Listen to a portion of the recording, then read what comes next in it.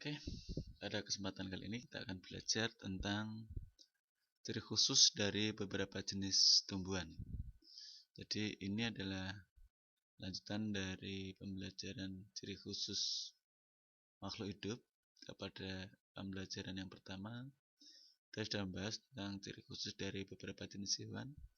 Sekarang kita akan membahas untuk beberapa jenis tumbuhan. Jadi baik hewan maupun tumbuhan dari masing-masing ciri khususnya itu memiliki fungsi yang sama, yaitu yang pertama untuk mendapatkan makanan agar tetap bisa hidup.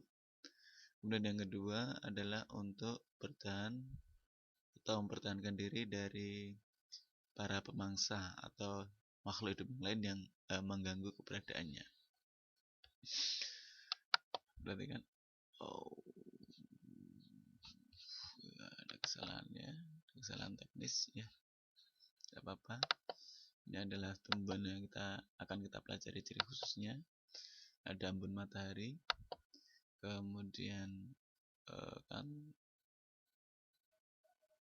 kantong semar ya, kemudian ada kaktus, kemudian lagi Rafflesia arnoldi, terate, Venus flytrap ya. Langsung saja kita mulai dari tumbuhan terate ya. Jadi ini adalah salah satu dari sekian banyak jenis tumbuhan yang hidup di air. Hidup di air karena dia berada di air, otomatis jumlah air dalam tubuhnya akan sangat banyak, sehingga agar dia mampu bertahan hidup dalam jumlah air yang banyak itu, dia memiliki daun yang lebar ya, daun yang lebar dan tipis. Fungsinya apa daun yang lebar dan tipis ini? Fungsinya adalah untuk memperbesar penguapan, sehingga dia perlu pengeluaran air yang besar dari tubuhnya karena dia hidup di lingkungan berair, jadi untuk memperbesar penguapan ya. Begitu fungsi dari daun yang lebar dan tipis pada tumbuhan terate. Kemudian ciri khusus yang kedua, dia memiliki batang berongga ya. Di batangnya ini berongga, ada rongga, ada celah di dalam yang berfungsi untuk menyimpan oksigen dan untuk memudahkan mengapung di air ya.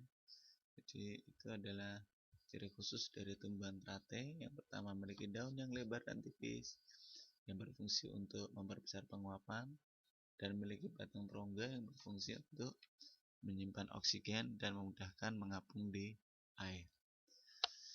Tumbuhan yang kedua yang kita pelajari adalah kantong semar ya.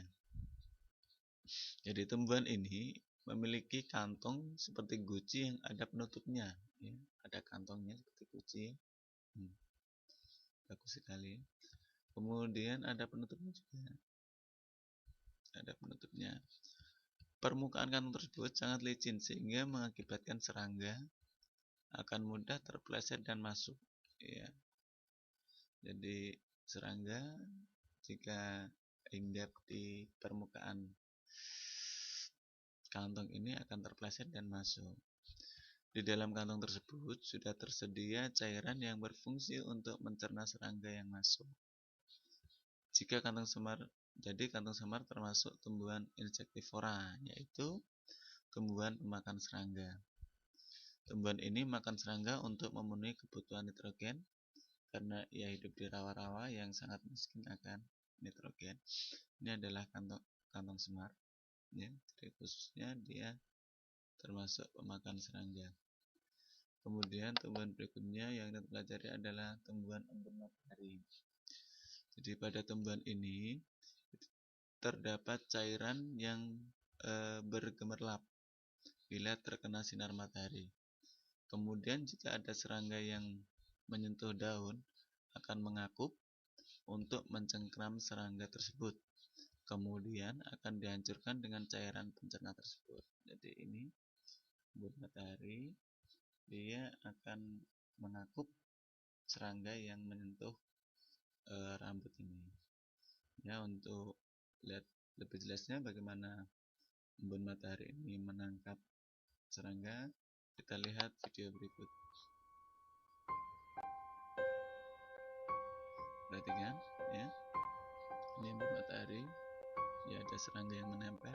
Perhatikan, secara refleks dia akan mencengkram serangga itu ya, kemudian akan dicerna ya. Perhatikan sekali lagi ya, iya kan, dia dengan bergerak ya, bergerak untuk mencengkram serangga yang menempel pada permukaan rambut embun matahari. Tumbuhan berikutnya yang kita pelajari adalah ya, mawar, salak, bugenvil, dan putri malu. Tumbuhan ini saya kelompokkan menjadi satu karena memiliki ciri khusus yang hampir sama, yaitu pada tumbuhan ini memiliki duri yang berfungsi untuk melindungi diri dari dari makhluk hidup lain yang ingin mangsanya. Tapi khusus untuk tumbuhan putri malu, ini dia memiliki ciri khusus yang lain, yaitu akan mengatupkan daunnya agar terlihat layu. Di tumbuhan ini jika disentuh, itu daunnya akan menutup. Tujuannya apa? Hendak menipu pemangsanya, karena dengan mengatupkan daunnya, maka ia akan terlihat layu dan pemangsanya akan malas untuk makannya. Akhirnya dia pun selamat, ya, tidak jadi dimakan oleh makhluk hidup pemangsanya. Oke. Ketika di salak juga terdapat duri, sama ini ada durinya. Mawar, salak, bugenvil, dan putri malu ini memiliki duri yang berfungsi untuk melindungi diri dari pemangsa. Berikutnya tumbuhan yang kita pelajari adalah Venus flytrap. Ini mungkin di sekitar kita jarang kita temui, tapi ternyata di dunia ini ada tumbuhan nih hampir sama dengan embun matahari tadi. Tumbuhan ini memiliki daun yang mampu menarik serangga karena tampak dipenuhi cairan nektar. Ya. Tampak dipenuhi cairan nektar. Saat serangga menyentuh daun, rambut pada permukaan daun akan menanggapinya. Ya, jadi ini rambutnya. Akan menanggapinya dengan mengatup untuk menjerat serangga yang akan digunakan sebagai sumber protein untuk memenuhi kebutuhan hidupnya. Jadi memiliki kesamaan perilaku dengan embun matahari tadi ya. Untuk melihat bagaimana proses tumbuhan ini menangkap serangga, perhatikan video berikut ya. Perhatikan ini adalah alat yang mendekati ya, yang mendekati. Perhatikan ini ya, mencoba untuk mendekati cairan nektarnya, seperti cairan nektar yang ada di dalam Venus flytrap ini. Perhatikan. Nanti jika sudah masuk, maka rambut-rambut ini akan mencengkram lalat ini. Kemudian untuk apa? Ya, untuk dicerna, diambil untuk memenuhi kebutuhannya akan nitrogen. Ya.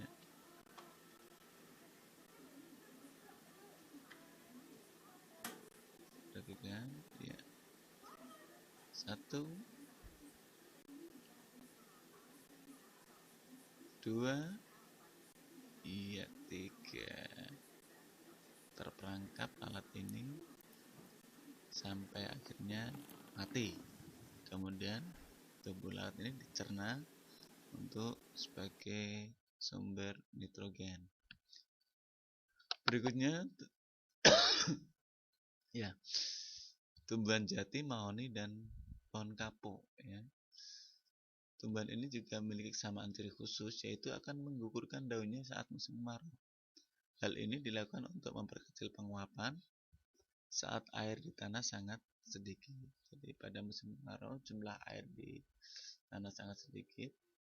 Ketika dia kesulitan untuk mendapatkan air agar tetap bertahan hidup, maka jalan atau perilaku yang jika dilakukan oleh tumbuhan jati, mahoni, dan kapuk ini adalah menggugurkan daunnya dalam rangka untuk mengurangi atau memperkecil penguapan.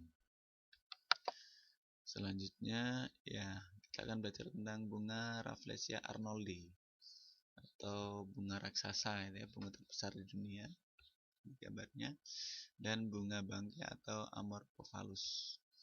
Jadi dua jenis bunga ini memiliki kesamaan ciri khusus, yaitu sama-sama mengeluarkan bau yang busuk, sehingga kadang ada yang mensalahartikan jadi bunga Rafflesia ya bunga bangkai begitu, tapi sebenarnya tidak. Jadi ini adalah dua jenis bunga yang berbeda. Kalau Rafflesia arnoldi ini gambarnya yang atas, kalau bunga bangkai adalah yang bawah ya. Tumbuhan ini memiliki persamaan ciri khusus, yaitu sama-sama mengeluarkan bau busuk. Tujuannya apa mengeluarkan bau busuk? Tujuannya adalah untuk menarik serangga agar membantu dalam proses penyerbukan, ya. Membantu dalam proses penyerbukan. Selanjutnya kita akan belajar tentang kaktus, ya. Tahu ya kaktus, pernah melihat? Jadi walaupun di sekitar kita sering kita jumpai kaktus, tapi sebenarnya habitat asli atau tempat hidup asli dari kaktus adalah di daerah gurun pasir yang panas atau daerah yang tandus yang susah untuk mendapatkan air. Sehingga dengan keadaan alam yang demikian, yang seperti itu, tandus, susah untuk mendapatkan air, tumbuhan ini memiliki ciri khusus. Yang pertama, memiliki akar yang panjang untuk mencari air yang lebih banyak. Jadi saat musim penghujan, saat banyak atau bisa ditemui air, dia akan menyerap air sebanyak-banyaknya. Kemudian juga memiliki batang yang tebal, berfungsi untuk menyimpan air, ya. Air yang diserap dalam jumlah yang banyak itu disimpan di batang. Kemudian juga memiliki batang berlapis lilin yang berfungsi untuk mengurangi penguapan, ya. Jadi memiliki batang berlapis lilin yang berfungsi untuk mengurangi penguapan. Kemudian selain itu juga memiliki daun yang kecil dan berbentuk duri, ya. Ini daun sebenarnya, tapi kecil berbentuk duri. Tujuannya untuk apa? Yaitu untuk memperkecil penguapan dan melindungi diri dari para pemangsanya. Itu adalah ciri khusus dari kaktus. Akar yang panjang, batal yang tebal, kulit berlapis lilin, dan daun yang kecil dan berbentuk duri. Selanjutnya ya, pohon bakau, ya, mungkin terakhir ya tumbuhan yang kita bahas pada kesempatan kali ini. Tumbuhan ini hidupnya adalah di daerah pantai, ya. Jadi tumbuhan ini sangat digalakkan oleh pemerintah untuk ditanam oleh masyarakat Indonesia dalam rangka untuk mencegah terjadinya abrasi atau pengikisan pengikisan darat oleh laut, gitu. Jadi tumbuhan ini memiliki akar tunggang, yaitu untuk melindungi diri dari hantaman ombak dan untuk menghirup oksigen atau untuk bernafas, ya. Perhatikan akarnya. Kenapa akarnya bentuk seperti ini? Tujuannya adalah untuk melindungi diri dari hantaman ombak, biar tetap survive, biar tetap bisa hidup. Kemudian selain itu juga untuk bernafas. Oke. Demikian untuk video pelajaran kali ini. Terima kasih telah menyaksikan video ini, semoga bermanfaat. Bye bye.